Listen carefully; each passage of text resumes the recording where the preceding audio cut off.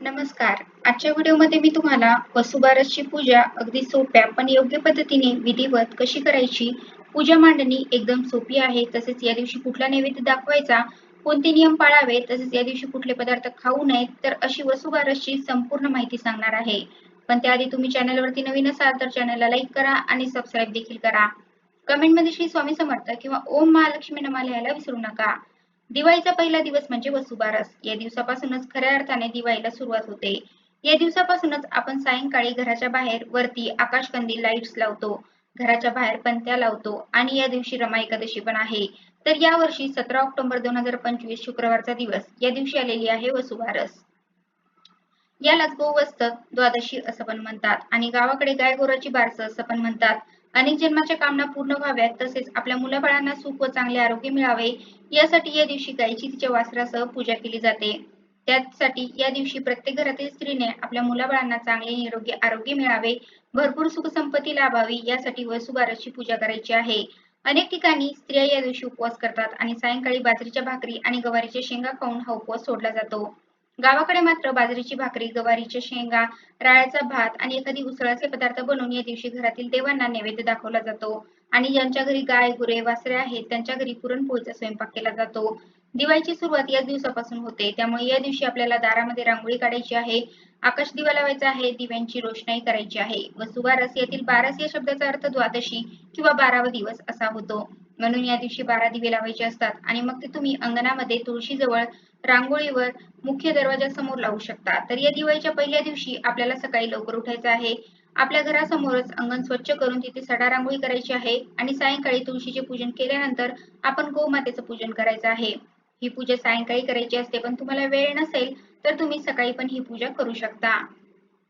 तर ही वसुबारसची पूजा तुमच्या घरी जर गाय, गुरे, वासरे असतील तर त्यांची करायची आहे किंवा तुमच्या घराच्या आसपास कुठे जवळ गाय असेल तर तिची तुम्हाला तिथे जाऊन पूजा करायची आहे किंवा तुम्ही गोशाळेमध्ये जाऊन पण पूजा करू शकता आणि जर नसेल तर घरीच पाटावरती रांगोळीने गाय वासराचे चित्र काढून पूजा करू शकता किंवा तुमच्याकडे गायीची देवघरामध्ये तांब्या पितळची किंवा पंचधातूची मूर्ती असेल किंवा मातीची मूर्ती असेल तर तिची पण पूजा करू शकता. ही पूजा आपण देवघरात पण करू शकतो आणि तिथे जागा नसेल तर घरात इतर ठिकाणी पण मांडू शकतो. पूजे बसली जागा स्वच्छ करून घ्यायची. त्या ठिकाणी पाट किंवा चौरंग ठेवून त्यावरती लाल वस्त्र टाकायचं. सर्वात आधी दिवा प्रज्वलित करून दिव्याची गंध, अक्षता, फूल वाहून पूजा करायची आणि त्यानंतर गणपती बाप्पांना अभिषेक करून घ्यायचा. ओम गण गणपते नमः हा मंत्र म्हणत अभिषेक करावा. स्वच्छ पाण्याने, पंचामृताने त्यानंतर आपण बाळकृष्णाला पण स्वच्छ स्नान घालून घ्यायचे आहे. या दिवशी आपल्याला बाळकृष्णाची पण पूजा करायची आहे. कृष्ण म्हटले की तिथे गाय वासरू आलेच. कृष्णांनी गायीची खूप सेवा केली होती आणि गायीला पण ते अत्यंत प्रिय आहेत. त्यामुळे या दिवशी आपण भगवान कृष्णाची देखील पूजा करायची आहे. ओम नमो भगवते वासुदेवाय नमः किंवा ओम कृष्णाय नमः हा मंत्र म्हणायचा आणि त्यानंतर पुन्हा तामणामध्ये गाय वासरूची मूर्ती ठेवायची आहे. तुमच्या देवघरामध्ये पितळेची किंवा पंचधातूची मूर्ती असेल तर ती पण घेऊ शकता. सर्वात आधी गाय वासरूचे पाय स्वच्छ धुवून पाण्याने धुवायचे, नंतर दुधाने धुवायचे आहेत. तुम्ही जरी प्रत्यक्ष गायीची पूजा करत असाल तर आधी गायीच्या पायावर पाणी घालावे, त्यानंतर गायीच्या पायावरती आणि कपाळावरती हळदी कुंकू लावावे, अक्षता अर्पण कराव्या, गायीला एखादे फूल किंवा फुलांचा हार घालावा आणि त्यानंतर केळीच्या पानावरती गायीला नैवेद्य घालायला दिला जातो. तर गाय वासरूच्या मूर्तीला स्वच्छ पाण्याने, दुधाने स्नान घालायचे आहे. आता मूर्ती स्वच्छ पुसून घेऊन तिची स्थापना करायची आहे. या दिवशी गायीची पूजा करणं खरं तर खूप पुण्याचं काम आहे.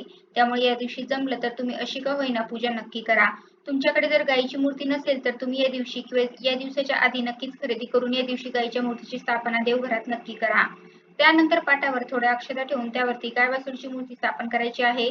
सर्वात आधी आपण श्री गणेशाची पूजा करतो तर गणपती बाप्पांना चंदन, हळदी कुंकू, अक्षता वाहायच्या आहेत. वक्रतुंड महाकाय सूर्यकोटी समप्रभ निर्विघ्नं कुरु मे देव सर्वकार्येषु सर्वदा. श्री गणेशाय नमः म्हणत एक फूल अर्पण करायचं आहे. दुर्वा असतील तर त्या अर्पण करा. त्यानंतर आपण बाळकृष्णाची पूजा करायची आहे. तुम्ही जर देवघरामध्ये आधीच गणपती आणि बाळकृष्णाची पूजा केली असेल तर वेगळी पूजा मांडण्याची गरज नाही. फक्त गाय वासराची पूजा केली तरीही चालेल. मात्र तुम्ही वेगळी पूजा मांडणार असाल तर पूजा नक्की मांडा. बाळकृष्णाला छान असे सजवून घ्यायचं आहे. सर्वात आधी बाळकृष्णाला चंदनाचा टिळा लावायचा आहे. हळदी कुंकू अक्षता अर्पण करायचे आहेत. फूल आणि त्यांना प्रिय असलेले तुळशीपत्र अर्पण करायचे आहे.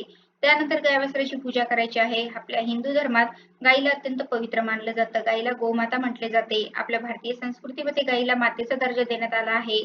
त्यामुळे प्रत्येक स्त्रीने आपल्या मुलाबाळांसाठी अशी पूजा नक्की करायची आहे. खरं तर आपण वसुबारसच्या दिवशी प्रत्यक्ष गायीची पूजा तिथे जाऊन केली पाहिजे. पण इथे आपल्याकडे आसपास कुठे गाय नाहीये, त्यामुळे तुम्ही पाटावरती पूजा मांडून नक्की करा.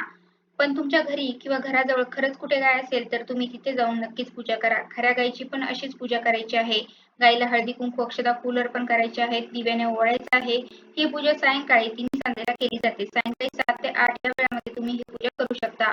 पण सर्वात आधी आपल्या घरातील तुळशीचे पूजन आपल्याला करायचे आहे आणि त्यानंतर गायीची पूजा करायची आहे. ही वेळ लक्ष्मीच्या आगमनाची वेळ मानली जाते, कारण गायीला सुद्धा लक्ष्मी स्वरूप मानलं जातं. त्यामुळे छोटीशी का होईना आपल्या देवघरामध्ये गाय वासराची मूर्ती नक्की असावी.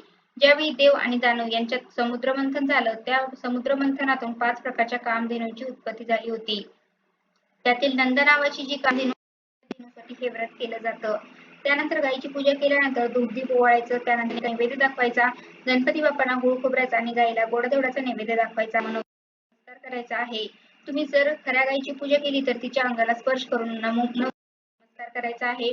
या दिवशी ज्या सुवासिनी स्त्रिया वसुबारसचा उपवास करतात त्यांनी दिवसभर उपवास करायचा आणि संध्याकाळी बाजरीची भाकरी आणि गवारीच्या शेंगा, राळ्याचा भात किंवा तुमच्याकडे अजून कोणते पदार्थ बनत असतील तर ते पदार्थ बनवून सायंकाळी गोमातेचे पूजन करून मग उपवास सोडला जातो.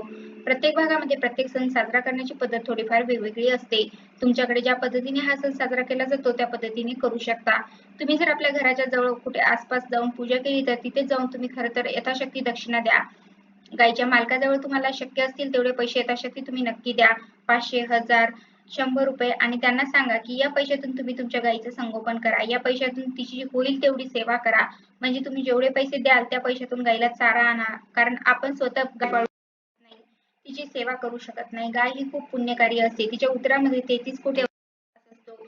त्यामुळे जे लोक गाय पाळतात, तिची मनोभावे सेवा करतात, त्यांच्याकडे आपण 500, 1000 रुपये जरी थोडेफार दिले आणि आपल्या पैशातून तिला थोडा का होईना चारा घेतला, तिची सेवा केली, तरी आपल्याला खूप पुण्य मिळू शकतं. आणि अगदी शक्य नसेल तर या पद्धतीने जरी तुम्ही पूजा केली तरी तुम्हाला पूजेचे पूर्ण फळ मिळू शकतं. तुम्ही बाहेर जाऊन गायीची पूजा केली आणि तिथे नैवेद्य घेऊन जाऊ शकत नसाल तर गूळ, भिजवलेली चण्याची डाळ, केळ किंवा हिरवा चारा सुद्धा गायीला अत्यंत प्रिय आहे, तो सुद्धा दिला तरी पण चालेल. वसुबारस हा दिवस पूर्ण गायीचा असतो, त्यामुळे या दिवशी तरी तिला रानात काम करण्याऐवजी विश्रांती दिली पाहिजे. तिची मनोभावे सेवा केली पाहिजे. या दिवशी आपण गायीचे दूध सुद्धा काढू नये, कारण एक दिवस तरी तिच्या वासराला दूध मिळावे. हा पाना गायीच्या वासरासाठी फुटलेला असतो, पण आपणच रोज ते दूध घेतो, त्यामुळे एक दिवस तरी तिच्या वासरासाठी हे दूध तसेच ठेवावे. अशा पद्धतीने जरी आपण गायीची काळजी सेवा केली तरी आपल्याला खूप पुण्य मिळू शकते. आणि या दिवशी पाळायचे नियम म्हणजे स्त्रिया या दिवशी दिवसभर उपवास करतात आणि बाजरीची भाकरी आणि गवारीच्या शेंगा खाऊन उपवास सोडतात. या दिवशी आपल्याला गहू आणि मूग खायचे नसतात.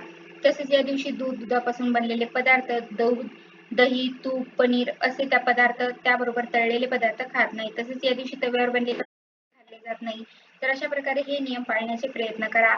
तर अशा प्रकारे आजच्या व्हिडिओमध्ये मी तुम्हाला वसुबारसची पूजा अगदी सोप्या पण योग्य पद्धतीने विधिवत कशी करायची, पूजा मांडणी एकदम सोपी आहे. तसेच या दिवशी कुठला नैवेद्य दाखवायचा, कोणते नियम पाळावेत, तसेच या दिवशी कुठले पदार्थ खाऊ नये, तर अशी वसुबारसची संपूर्ण माहिती सांगण्याचा प्रयत्न केला आहे.